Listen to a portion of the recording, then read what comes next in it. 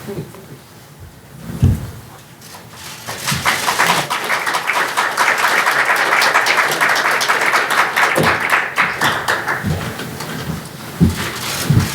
do you want me? That's it. That's great. Just a bit higher. That's it. And just turn your hand. Turn your. That way? That's it. Here we go. Couple for me. And again.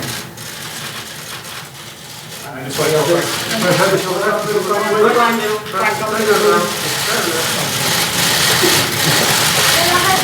Straight ahead, Frank. Straight ahead. Thank you. Right.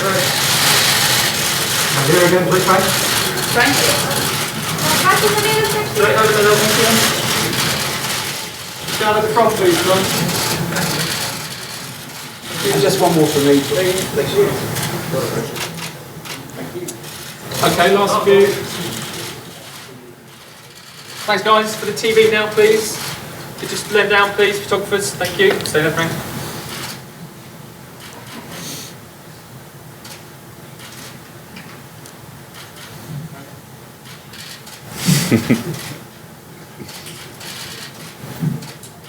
Got it? Thank you very much. Thank you. Take a seat. Right, left.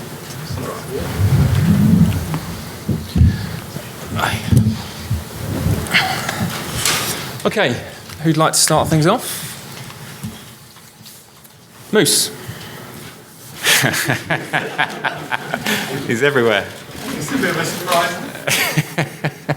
Welcome to Chelsea. In terms of seconds and minutes, how long did it take you to take this job? Well, not seconds and minutes, because I think it's important when to address the fact that I was fortunate enough to have a really good opportunity last year at Derby. I'm very thankful to the opportunity, Mel Morris first and foremost, but for the whole club, for the fans, for the players, the staff, everybody there that welcomed me. So it wasn't an easy decision on that behalf, because we had a really good year, and I enjoyed it. So the reason I suppose the decision was not minutes and seconds, but pretty quick, was because it was this club. This is the one club that made the decision, again, not easy, but a decision that is a club that I played for 13 years, a club that I don't probably have to sit here all afternoon and tell you how much I feel about it, but I do. So the possibility, the opportunity to manage, having played here, having felt the club, to manage this place, this club, these fans, these players, was huge. It was huge. I know you're really excited, but is there also a little bit of apprehension? I think apprehension is the wrong word. I'm very aware of what a job of this size means in football. Having played here, I felt the pressure was high, because of expectations, because of pressure I put on myself. Having been a manager for 1 year at Derby, I realised that on this side of the fence, the pressure is much more at whatever club you're at. And of course, when you come to a club like Chelsea, who have expectations, who have standards, who are competitive year in, year out, I understand that. So I can't hide away from that. So I wouldn't say apprehensive. I'm a realist. I understand what's wanted from me from within the club, and I'll try and deliver. And finally, I was here last October when you brought Derby here in the League Cup. I saw what you did to this stadium in terms of the electricity and the vibes you gave this stadium. I mean, you must be obviously looking forward to Man United away and the Super Cup, but the game here against Leicester, your first home game of the season, and the reception you're going to get. Yeah, I am. And when I came back with Derby, it was surreal to have a moment as an opposition manager, but to have the support I had from the fans. It was incredible and it was emotional, and I really, really appreciated it. And now I'm here, of course. I mean, I don't want to dwell on emotions too much. Any manager, any player has a tingle, has a feeling when fans sing or when they appreciate you. So yeah, of course, and I am looking forward to Leicester. There's going to be a lot of time in that. We've got a lot of work to do to prepare, but excuse me, when that comes round, then it'll be a special moment. But more than anything, we want to win that game. On the far right over there. Hi, Frank. Emma Murphy from ITV News. Sorry, yeah, gotcha. Do you believe you've got the experience that's needed to carry out this role? I presume that question will come quite early, and I would say that I thought about it a lot, because I know that it's an obvious question, and I understand it because in 1 year in professional management and you get the Chelsea job, that doesn't come around very often. And I think football is probably littered with stories of inexperienced managers who do really, really well, some spectacularly well, and some that don't. And probably really experienced managers that some do really, really well and some that don't. So I think really I don't want to go before and start saying I'm worried about this, I'm worried about that. What I do believe in is that in my playing career I played under a lot of managers, fantastic managers, things I learnt along the way that I've tried to mould and to be in myself. So I think that stands me in good stead. I've had 1 year at Derby where I think I learnt a lot in 1 year. And also I think I know a lot about this club and feel this club and know how it works. So I have to prove that. Simple as that. People will question it. I'm ready for that, completely ready for that. I believe in myself completely. And I want to show that I'm ready to manage this club, whether I've had 1 year experience or 10 year experience. What I think will define me and define my time here will be my work ethic and what I put into it to try and bring success. Thanks. Ian Bolton. Frank, is this the dream job? It's a lovely headline, that one. It's a lovely headline. And I think I kind of answered that, Ian, with the first answer when asked how long it took me to take the job. And of course, everyone knows my links to the club. I don't want to call it the dream job. Everybody knows how I feel. I don't have to give it a name, give it a title. But I love this club, and I want to do my best for this club. And if we can be successful, then you can ask me again when that happens. You talked about being a realist. What is the club expecting from you? What do you have to deliver, if you like? Well, I played here for many years, and I know that there are standards, and there's a baseline of definitely being competitive. And I was fortunate enough to be in an era of a club where we were competitive. And to stay competitive in the Premier League is a big ask because we know it's the most competitive league in the world. But it doesn't change the fact that we should be there or thereabouts. So I think the expectation, quite rightly, is that we remain competitive. Of course, there are variables at the moment. We know about the transfer ban. We know about the situation. We know that Manchester City and Liverpool pulled away slightly last year. I think we all have to be realistic about that. But we should never stop trying to, as Chelsea, to be up there, and I think we should be. So, yeah, I'll work to be there. I don't want to proclaim we're going to do this and we're going to do that, but in my instinct to come into this job, and I think the instinct of Chelsea from above will always be that we are competitive and we start the season wanting to win.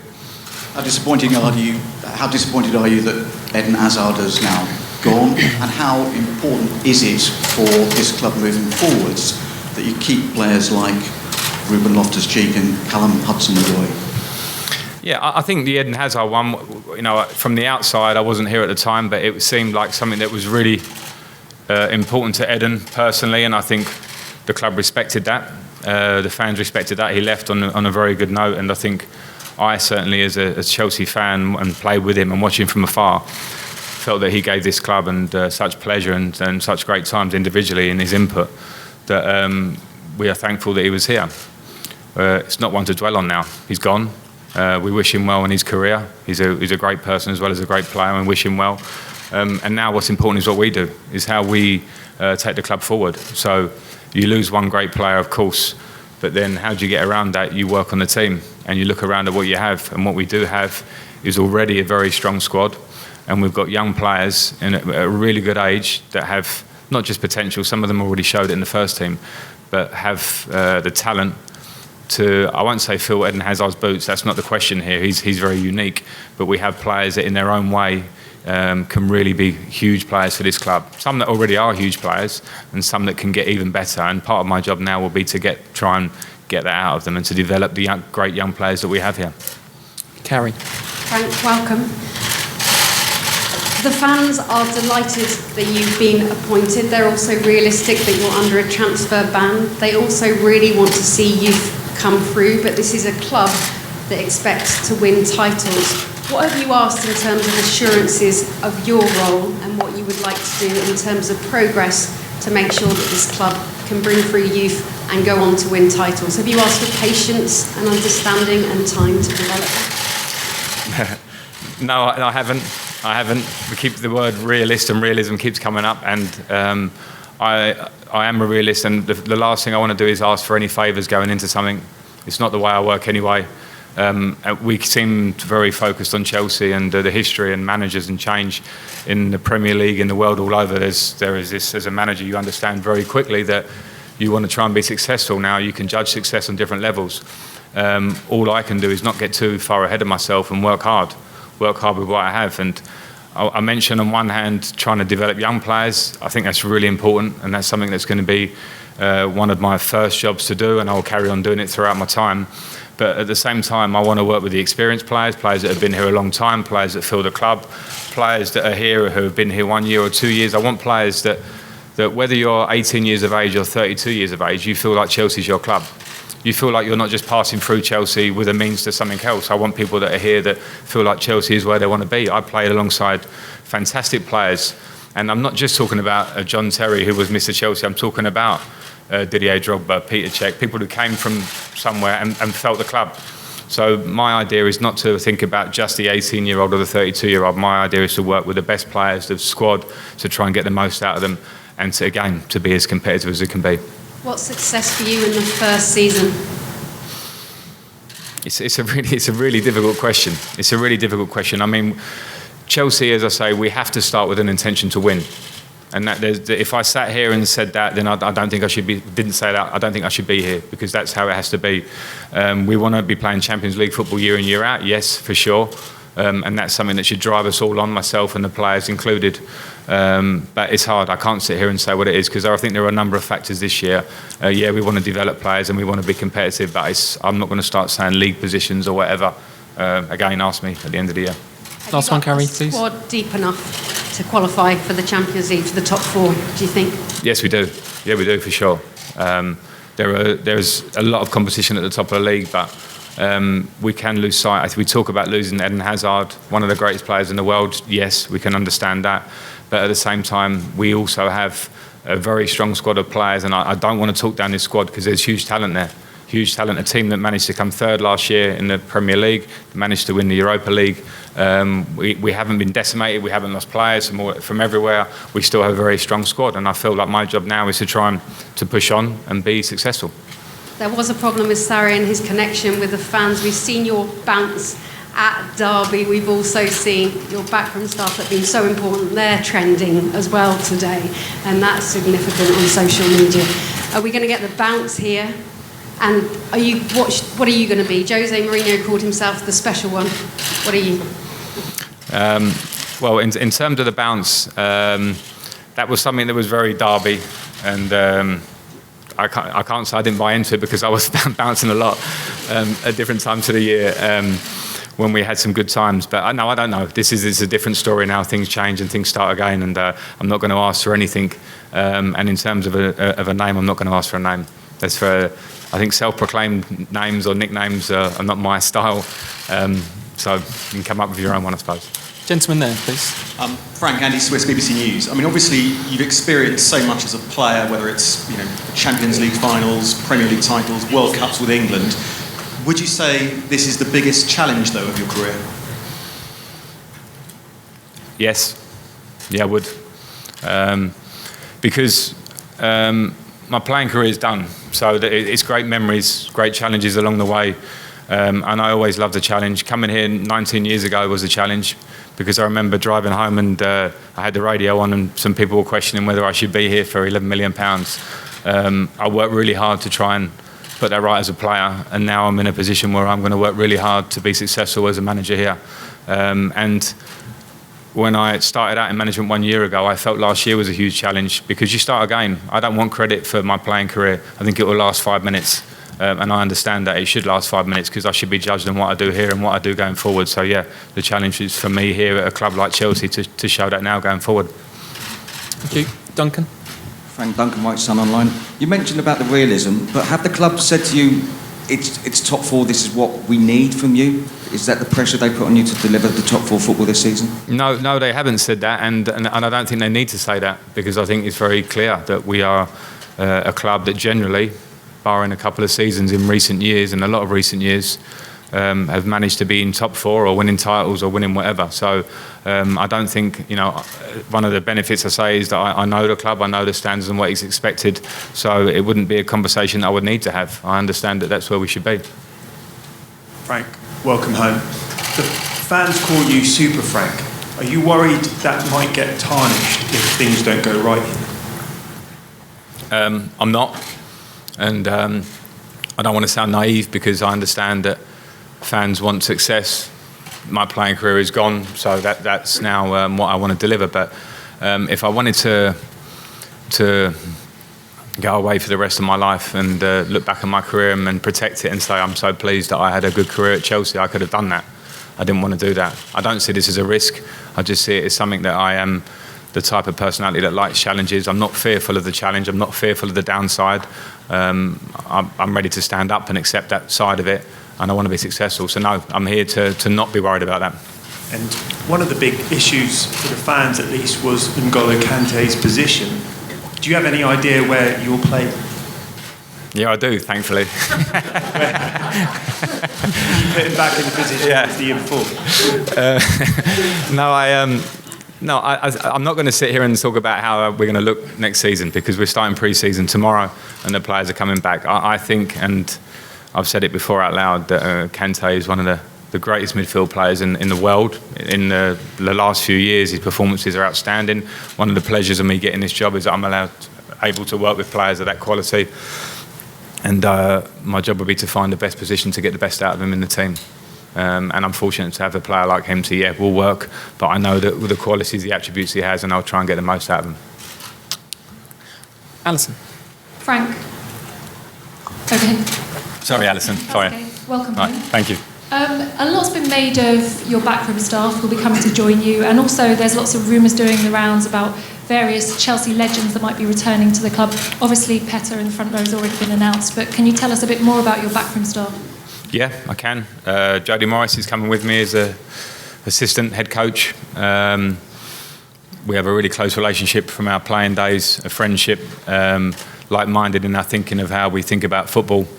He obviously has a great link with the academy here and was very successful, which is obviously a huge strength for his from within the club. But more than that, he's a fantastic coach, and I worked with him for a year, and we have a huge loyalty between each other, which I think is important when you work day to day. Chris Jones, similarly, was at Derby with me and worked many years at Chelsea to great success with different managers. So he'll be here with me as a coach. Again, the trusting and how we work, we know each other very well. Joe Edwards will move up from working with the under-23s. Again, he's had great success. I'm saying the same thing again and again, but he has, and I have a good relationship with him. So, and trust how he works on the training ground. He's fantastic on the training ground, as is Jody, as I said.